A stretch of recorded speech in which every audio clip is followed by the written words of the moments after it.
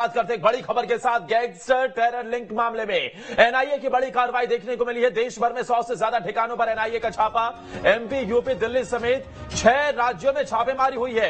MP के भिंड और बड़वानी में छापेमारी देखने को मिली है। भिंड के शेरपुर गांव से एक युवक को हिरासत में लिया गया है। बड़वानी से खंडवा से एक शख्स को हिरासत में लिया गया है। आतंकी नेटवर्क और गैंगस्टर फंडिंग पर एक्शन देखने को मिल रहा है। आतंकवाद, नशीले पदार्थों की तस्करी मामले में कार्रवाई हुई है, तो लगातार इस पूरे मामले में कार्रवाई होती हुई नजर आ रही है। गैंगस्टर लिंक मामले में, टेरर लिंक मामले में एनआईए की ताबड़तोड़ छापेमारी देखने को मिल रही है और यह एक्शन इसके बाद से कहीं ना कहीं हड़कंप भी मचा हुआ है।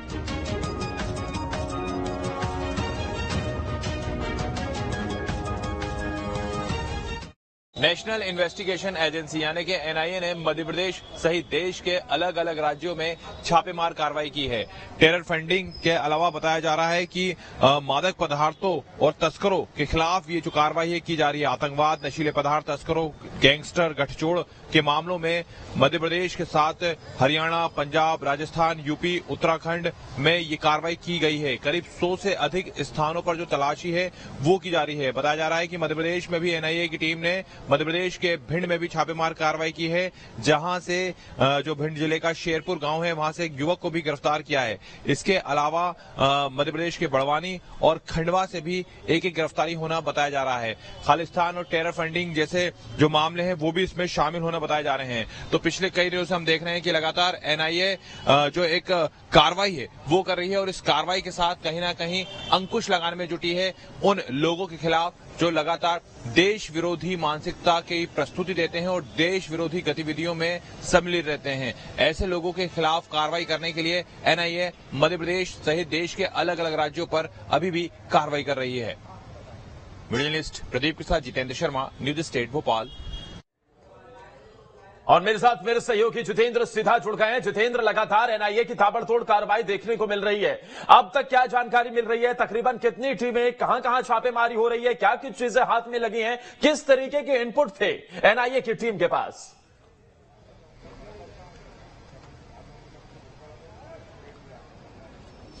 देखिए, एनआईए की लगातार कार्रवाई कर रही है और हमने बताया आपको कि मध्य प्रदेश के अलावा देश के अलग अलग राज्यों में जो कार्रवाई है चल रही है। करीब 122 से ज्यादा स्थानों पर जो छापेमार कार्रवाई है वो की गई है।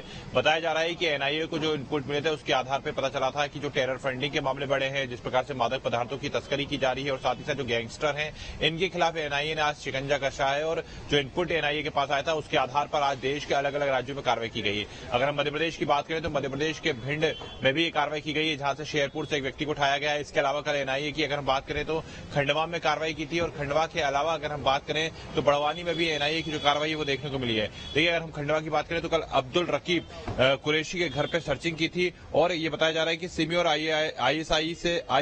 आईएस से जुड़े हुए लोगों के खिलाफ भी कार्रवाई जो है वो की जा रही है। इस प्रकार के जो इनपुट थे वो कहीं ना कहीं एनआईए की टीम को लगातार मिलते जा रहे थे, जिसके बाद एनआईए की टीम ने देश के 122 स्थानों से अलग से ज्यादा जगहों पर पहुंचकर एक साथ ही कार्रवाई की है और जो इनपुट मिले हैं उसके आधार पर एक एक व्यक्ति को ट्रेस किया गया और ट्रेस करने के साथ ही कार्रवाई की गई। बताया जा रहा है कि एनआईए इन तमाम लोगों पर पिछले 1 महीने से नजर बनाए रखी थी और नजर बनाए रखने के साथ सभी को लगातार ट्रेस किया जा रहा था और इनका जो इनपुट था वो एनआईए के पास लगातार पहुंच रहा था।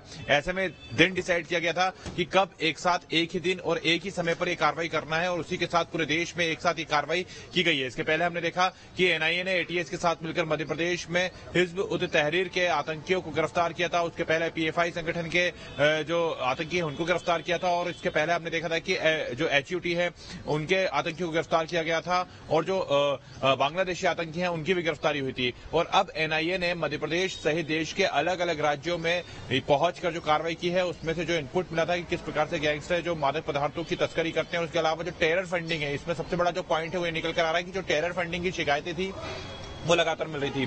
साइबर की टीम के अलावा एनआईए पूरे इनपुट पर अपनी नजर बनाए रखी थी और ये पता लगाने का प्रयास करी थी कि जो टेरर फंडिंग से जुड़े हुए लोग हैं उनके पास पैसा कहां से आ रहा है, कहां से ट्रांसफर हो रहा है, उनके अकाउंट में किस प्रकार से पैसा आ रहा है और ऐसे में उस पैसे का वो प्रयोग किस प्रकार से करते हैं, माइंड वॉश करने के लिए करते हैं किस प्रकार से। क्योंकि अभी हमने देखा था कि जब एचयूटी के आतंकियों को पकड़ा गया था तो उन्होंने एटीएस के सामने कई खुलासे किए तो बताया था कि वो ब्रेन वॉश करने का काम करते थे। तो ऐसे में इन तमाम विषयों को लेकर भी जो चर्चाएं थी वो लगातार चल रही थी और उसको लेकर एनआईए की टीम ने एक पूरी तैयारी की और टीम ने एक साथ मिलकर एक ही समय पर देश में अलग अलग स्थानों पर छापेमार कार्रवाई की है। माना जा रहा है कि एक बड़ा खुलासा जल्द ही एनआईए इस कार्रवाई की बात कर सकती है, क्योंकि मध्य प्रदेश से भी गिरफ्तारी हुई है, मध्य प्रदेश के भिंड, बड़वानी, खंडवा में भी गिरफ्तारी हुई है और बताया जा रहा है कि अलग अलग स्थानों पर भी, क्योंकि हमने पहले भी देखा है कि एनआईए ने एटीएस के साथ मिलकर मध्य प्रदेश में अलग अलग स्थानों पर कार्रवाई की है और आज अब एनआईए ने ही कार्रवाई की है। तो कुल मिलाकर कहना गलत नहीं होगा कि अब टेरर फंडिंग को लेकर और आतंकवाद जैसी गतिविधियों में लिप्त जो लोग हैं उनके खिलाफ एनआईए ने शिकंजा कस लिया है और यही वजह है कि लगातार जो कार्रवाइयां हैं वो पूरे देश भर में देखने को मिल रही हैं। बिल्कुल, लेकिन इतना बड़ा कनेक्शन कैसे स्थापित हो रहा था? कब से ये पूरा ऑपरेट हो रहा था? कब से एनआईए की इस पर नजर थी? और इसके अलावा क्या इसके पीछे एक बहुत बड़ा गैंग हो सकता है जिसे पूरे नेटवर्क को ध्वस्त करने के लिए अब एनआईए की ये ताबड़तोड़ कार्रवाई देखने को मिल रही है? मध्य प्रदेश में कहां कहां ज्यादा इनकी सक्रियता नजर आती है?